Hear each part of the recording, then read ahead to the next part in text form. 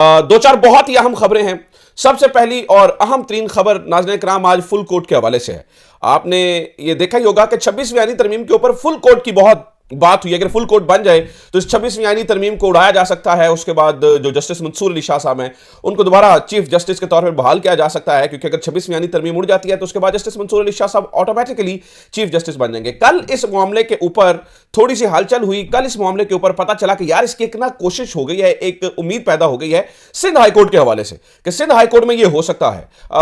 कल हमने भी इस बारे में थोड़ा सा आपको बता दिया, लेकिन आज ये मामला थोड़ा सा जो कच्चा कच्चा था वो पक्का हो गया। बहुत ज्यादा आईनी माहिरीन कहते हैं कि ये एक इंतहाई अहम और एक बड़ी जबरदस्त सूरत हाल बन चुकी है कि जहां अगर कुछ जजेस थोड़ी सी हिम्मत दिखाएं, थोड़ी सी हिम्मत, तो ये पूरे का पूरा मामला रिवर्स हो सकता है। यहां पे फुल कोर्ट कैसे बन सकता है और जो सिंध हाई कोर्ट है वो कितना बड़ा किरदार अदा कर सकती है, किस तरह एक नई अपॉर्चुनिटी पैदा हो चुकी है, एक नया जो है ना वो मौका पैदा हो चुका है। एक बहुत ही अहम तरीन टाइम सिंध हाई कोर्ट के जजेस के बहादुरी दिखाने का वक्त हुआ चाहता है। वहां पर क्या मामला है ये मैं आपके सामने रख दूंगा। दूसरा, आज सवाबी जलसे के हवाले से इंतहाई अहम चीजें आपके साथ शेयर करने वाली है। ये कोई आम पीटीआई का जलसा नहीं है कि जलसा होगा बात खत्म हो जाएगी। इसमें आज ये बताया जा रहा है कि पीटीआई अपना लाहेअमल देगी। इमरान खान ने सवाबी जलसे के हवाले से अपना पैगाम जारी कर दिया है। वो पूरा तफसीलन मेरे पास पड़ा है, वो मैं आपके सामने पढ़ के बता दूंगा कि पीटीआई इस मामले को बिल्कुल सादे तरीके से नहीं ले रही है। ये एक बहुत ही यानी कि आप समझिए कि डिसाइसिव मूवमेंट है पाकिस्तान तहरीक इंसाफ के लिए। आज कुछ बड़ा धमाका होने जा रहा है और पाकिस्तान तहरीक इंसाफ वो करने जा रही है। और नाज़रीन कराम कुछ और दीगर खबरें भी हैं, जिन खबरों में यूएन मिशन का पाकिस्तान में आना, इमरान खान की रिहाई के लिए कोशिशें, इसके अलावा जो है वो हमने ये देखा कि जो कुछ जेल के अंदर हो रहा है उसके ऊपर कुछ चीजें हैं और कुछ मुस्लिम लीग नून की साथी जो है वो उनको छोड़ के जा रहे हैं। यानी कि काफी सारी चीजें जो मैंने आपके साथ शेयर करनी है। सबसे पहले नाज़रीन कराम हम शुरू करते हैं सिंध हाई कोर्ट से कि यहां पर क्या मामला है और ये क्या चीज है और यहां पर जो है ना वो क्या कुछ हो रहा है और किस तरह से जो है वो चीजों को डील किया जा रहा है। सबसे पहले नाज़रीन कराम आप ये जहन में रखिए कि जो सिंध हाई कोर्ट है कल उसके ऊपर जो है ना वो अच्छा मैं एक चीज इंपॉर्टेंट भूल गया, वो ये थी कि कुछ अहम खबरें हमारे इंटरनेशनल मुहाज के ऊपर भी हैं, जहां कुछ अहम हमारे जो दोस्त हैं वो इस यतीम हुकूमत के सर से हाथ उठा रहे हैं। ये इस हुकूमत को मुकम्मल यतीम कर रहे हैं, तो इनके लिए थोड़ा घबराने का वक्त भी हुआ जाता है। अच्छा, सबसे पहले नाज़रीन कराम सिंध हाई कोर्ट की बात कर लेते हैं। कल एक अपॉर्चुनिटी पैदा हुई जब जुडिशल कमीशन ऑफ पाकिस्तान के अंदर हमने ये देखा कि इख्तलाफ हुआ। इख्तलाफ होने के बाद सिंध हाई कोर्ट के जो जजेस थे वो नई आईनी बेंच के लिए बन सके, तो एक नोटिफिकेशन जारी हुआ। उस नोटिफिकेशन के मुताबिक ये बताया गया कि सिंध हाई कोर्ट के तमाम जजेस जो हैं वही आईनी बेंच वही यानी कि आईनी जजेस हैं। यानी कि सिंध हाई कोर्ट के अंदर कोई भी जज कोई भी केस सुनेगा तो वो आईनी जज की हैसियत से सुनेगा, यानी कि उसके अंदर वहां पर कोई रिस्ट्रिक्शन नहीं है। और 24 दिसंबर तक के लिए इसको 24 नवंबर तक के लिए इसको जो है वो आईनी बेंच डिक्लेयर कर दिया गया है। और मोस्ट प्रोबेबली पूरी की पूरी सिंध हाई कोर्ट ही आगे आईना आने वाले दिनों के लिए भी आईनी बेंच जो है वो बन जाएगी, आईनी बेंच जो है वो बरकरार रहेगी। अब ऐसी सूरत हाल में एक मजे की चीज ये है कि सिंध हाई कोर्ट एक वाहिद हाई कोर्ट है जहां पर इस वक्त आईनी ये जो 26वीं आईनी तरमीम है इसके हवाले से दरखास्तों को काबिल समाअत करार दिया गया है। यानी कि 26वीं आईनी तरमीम को यहां पर चैलेंज किया गया है और सिंध हाई कोर्ट वो वाहिद कोर्ट है जिसने नोटिस इस बारे में जारी कर रखे हैं। यानी यहां पर फुल कोर्ट बन सकता है। और जो हाई कोर्ट्स होते हैं उनके अंदर 5-6 जजों का पैनल बैठ जाए तो उसको भी फुल कोर्ट ही तस्वुर किया जाता है। 5-6 जज बैठ जाए तो उसको फुल कोर्ट ही तस्वुर किया जाता है।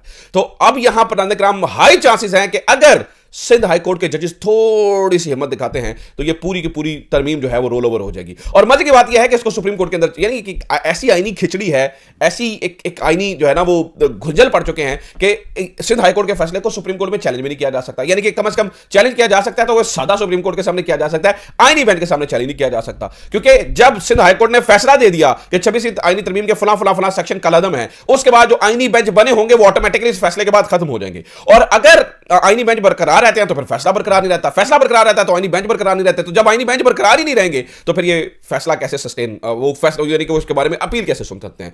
उसकी अपील भी सादा हाई कोर्ट के अंदर आएगी जिसे फुल कोर्ट फिर बनाना मजबूरी बन जाएगी। बहरहाल अभी तक ये जो खबर है वो अंदाजों के ऊपर है, ख्वाहिशात के ऊपर है, कुछ इंफॉर्मेशन के ऊपर है, लेकिन ये तभी चीज मुमकिन हो सकेगी कि अगर सिंध हाई कोर्ट के जज थोड़ी सी हिम्मत दिखा दें। ये पूरी जिंदगी में कुछ मौके इंसान के पास ऐसे आते हैं कि जहां पर इंसान इंसान कुछ बड़ा कर सकता है। मेरे ख्याल से सिंध हाई कोर्ट के जजेस के लिए वो मौका आज है, बहुत कुछ बड़ा किया जा सकता है अगर वो चाहें तो। सो देखते हैं कि यहां पर सिंध हाई कोर्ट के जजेस जो है वो क्या करते हैं। दूसरा नाज़रीन, मैं आपको ये बता दूं कि इस वक्त जो है वो सवाबी जलसा जो है उसको बहुत इंपॉर्टेंस दी जा रही है। सवाबी जलसे पे आज भी लोग आ रहे हैं, रोके जा रहे हैं। और एक इंपॉर्टेंट खबर आज कोयटा से भी है, वहां पर धमाका हुआ, पता चला है कि 24 से ज्यादा लोग जो है वो जाम, कब तक जब मैं वीडियो रिकॉर्ड कर रहा हूं तो 24 से ज्यादा लोग जाम हो चुके हैं। काफी लोग जो है वो वहां पर जख्मी भी हैं, बहुत परेशान कुन सूरत हाल है। कल यही गवर्नमेंट थी जो कि पीटीआई के लोगों के ऊपर गोलियां चला रही थी, उनको जलसे के लिए रोक रही थी। पता नहीं इनकी तरजीहात क्या है, पता नहीं हमारे सिक्योरिटी इदारे वहां पे जो बैठे हुए हैं उनकी तरजीहात क्या है, पता नहीं हमारी गवर्नमेंट की तरजीहात क्या है। ना जाने हम किन चक्रों में पड़े हुए हैं। हम सिर्फ यह है कि पीटीआई फिक्स हो जाए, इमरान खान फिक्स हो जाए, ठीक है, पीटीआई के जलसे ना हो, पीटीआई के जुलूस ना हो, और हमने अपने आप को एक ऐसी दलदल में धकेलने हैं, ऐसी दलदल में धकेलना है। कोयटा में देखिए क्या आज हो गया, यकीन करें दिल खून के आंसू रो रहा है। मैं खबरें पढ़ रहा हूं और ऐसा दिल जख्मी हो चुका है कि मैं किससे सवाल करूं, मैं किसको कहूं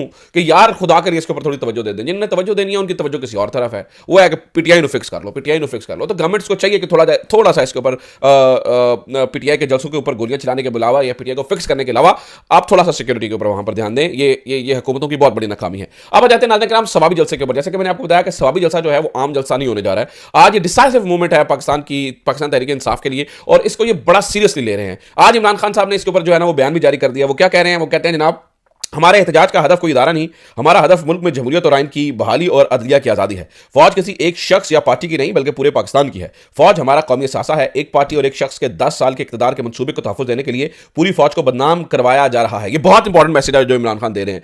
मतलब उस मैसेज की लैंग्वेज से आपको अंदाजा हो जाएगा। फिर वो कह रहे हैं जिस तरह अवाम और फौज एक दूसरे के सामने लाया जा रहा है। 20 मार्च 1971 को मैं ढाका में मौजूद था। लोग वहां अपने हकूक के लिए हकूक मांग रहे थे। 4 दिन बाद ढाका में फौजी ऑपरेशन शुरू कर दिया गया। अपने हकूक मांगने वालों पर अवाम पर बंदूकें लेकर चढ़ दौड़े तो वही अंजाम होता है जो मशरकी पाकिस्तान का हुआ। बलूचिस्तान और कबायली इलाकों में मिसिंग पर्सन्स की मौजूदगी का उज़र जनरल बाजवा ये देते थे कि अदालतें इन अफराद को रिहा कर देती हैं, इसलिए इन्हें जबरी गुमशुदा करना पड़ता है। वज़ीर आला बलूचिस्तान ने भी एक मरतबा इस बात की निशानदेही की कि इस तरह के इक़दाम से फौज के खिलाफ नफरत जन्म लेती है। अब जो जबरो फस्तायत तहरीक इंसाफ के सपोर्टर्स और रहनुमाओं के खिलाफ बर्पा की जा रही है, इससे भी पूरे इदारे के खिलाफ नफरत हर रोज बढ़ रही है। एजेंसियों ने तहरीक इंसाफ के रहनुमाओं शहबाज गिल, आजम सवाती, ख्वाजा शिराज और इंतजार पंजोथा को अगवा करके जो सलूक उनके साथ किया है, इसको पूरे पाकिस्तान ने देखा है। अपनी वकला बरादरी से मेरा सवाल यह है कि आपने मुशर्रफ के दौर में इस जुल्म के खिलाफ मुल्क भर में वकला तहरीक चलाई थी। आज मुशर्रफ के दौर से यह दौर ज्यादा बदतरीन है। तहरीक इंसाफ के मेंबरान असम्बली को अगवा करके इनके खानदान को अफराद को डराया धमकाया जा रहा है। जिस तरह से इनके घरों में घुसकर तोड़ फोड़ और जुल्म किया जा रहा है और हिरासा किया जा रहा है, जिस तरह अदलिया की आजादी पर हमला हो रहा है, तो ऐसे में आपका किरदार क्या है? आप सबको बाहर निकलकर इस जुल्म के खिलाफ एहतजाजी तहरीक चलानी चाहिए। मेरा अपनी पार्टी के तमाम अरकान असम्बली, टिकट होल्डर्स और अहदेदारान को यह खास पैगाम है कि आप सब ने इस एहतजाजी तहरीक में भरपूर शिरकत करनी है, और जो इस तहरीक में शिरकत नहीं करेगा उसको अगले इलेक्शन में पार्टी टिकट नहीं मिलेगा। आप सब इनको आईनी तरामीम और मुल्क में जारी जुल्म और फसादियत के खिलाफ खड़ा होना पड़ेगा। इसके अलावा और भी लंबा प्लान जो है ना वो इमरान खान ने पैगाम जारी किया, लेकिन मैं इस बात को यहीं तक जो है ना वो रखता हूं। तो कहने का मतलब है कि इस लैंग्वेज से, इन चीज़ों से आपको अंदाजा हो गया होगा कि आज जो सवाबी जलसे के अंदर इमरान खान ने गाइडलाइंस दी हैं, वो गाइडलाइंस किस किस्म की हैं, और पीटीआई का प्लान आज सवाबी जलसे को लेकर क्या है। क्योंकि बात यहां पर ठहरेगी नहीं, बात थोड़ी सी आगे बढ़ जाएगी और चीज़ें जो है ना वो अब ये ना हो कि फिर कंट्रोल से बाहर हो जाएं, हाथ से निकल जाएं। दूसरा नाज़रीन किराम, इस वक्त पाकिस्तान की सिचुएशन भी ऐसी नहीं है कि चीज़ें कंट्रोल से बाहर हो सके। मैं आपको एक और खबर आपके सामने रख दूं। वो खबर ये है कि इस वक्त हमारे जो दोस्त मुल्क हैं वो भी हमारे से परे हटते चले जा रहे हैं। वज़ीर ख़जाना औरंगज़ेब साहब ने एक बयान दिया है और वो बयान इंतहाई खतरनाक है। वो कहते हैं जी कोई भी अब जो है ना वो डिपॉजिट करने के लिए और रोल ओवर करने के लिए तैयार नहीं है। कहने का मतलब है कि चाइना और सऊदी अरब और यूएई ने हमारे बैंकों के अंदर कुछ अपने पैसे रखे हुए हैं, जिनको हमने कहा है कि यार हम इस्तेमाल नहीं करेंगे, लेकिन आप प्लीज़ हमारे बैंकों में रख दें ताकि दुनिया हम पर यकीन करे। उस कर्ज को हम हर वक्त या डिपॉजिट को रोल ओवर करवा लेते हैं। हर साल कहते हैं जनाब अगली बार देंगे, अगली बार देंगे, अगली बार। अब वो हमारे जो दोस्त ममालिक हैं वो हम पर एतमाद करने को तैयार नहीं है और वो कह रहे हैं कि जनाब अब रोल ओवर ना होगा, ना डिपॉजिट होगा। तो ये यानी कि चीन और सऊदीया और अगर हमारा जो दोस्त मुल्क यूएई है यानी कि दुबई और अबू धाबी वगैरह, अगर वो भी हमारे सर से हाथ हटा लेते हैं और पाकिस्तान से पीछे हट जाते हैं, तो फिर पीछे गाली कड़ी रह गया, फिर पीछे कसरी कड़ी रह गया, फिर पीछे कड़ा मामला रह गया। सो लिहाजा दिस इज इट नाज़रीन किराम, ये जो है वो इस वक्त हो रहा है। मैं आपको नाज़रीन किराम बता रहा था कि पीटीआई ये याद रखिएगा कि नून लीग की विकेटें जो है वो गिरती चली जा रही हैं और चीज़ें खराब होती चली जा रही हैं। वो ये है कि गुजरात से आपको ज़हन में होना चाहिए, आबिद रज़ा कोटला साहब एक इंतहाई अहम पाकिस्तान मुस्लिम लीग नून के रुकन हैं। पिछले कुछ दिनों से बयान उठा के उनके देख लें, आपको अंदाजा होगा कि अगली दफ़ा यहाँ पर क्या होने जा रहा है और टिकट किस तरह और किसको मिलेगी, और नून लीग का एक अहम तरीन इत्तेहादी, नवाज शरीफ का एक अहम तरीन इत्तेहादी कैसे नून लीग से जो है वो दूर हो रहा है। दूसरा नाज़रीन किराम, एक और ख़बर जो सुप्रीम कोर्ट के हवाले से थी वो ये थी कि अब जो है वो सुप्रीम कोर्ट के अंदर भी जो एक्चुअल पार्टीज़ हैं वो पहुँच चुकी हैं। अख्तर मिंगल साहब दरखास्त लेके पहुँच चुके हैं और अख्तर मिंगल साहब की दरखास्त आम दरखास्त नहीं है, उसको मुख्तलिफ तरीके से ट्रीट किया जाएगा। यहाँ पर भी जजेस जाग रहे हैं। यहाँ पर क्या हो रहा है ये मैं आपको अगली वीडियो में बताऊंगा। उम्मीद करता हूँ ये वीडियो आपके लिए इन्फॉर्मेटिव रही होगी। अपना ख्याल रखिए। खुदा हाफिज़। पाकिस्तान जिंदाबाद।